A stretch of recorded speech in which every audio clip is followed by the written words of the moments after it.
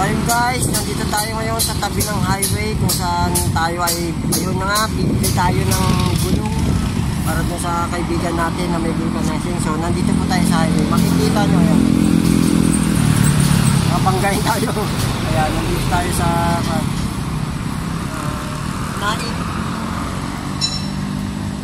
Naik na papuntang Maragondon. Ito yung mga bagong malis kuya. Shout out kay kuya yung nagagawa ng gulong. Galing-galing ni kuya oh. Si kuya.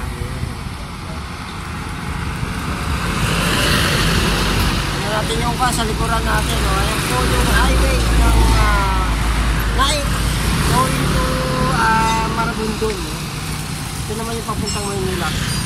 Sa kabila niya lang.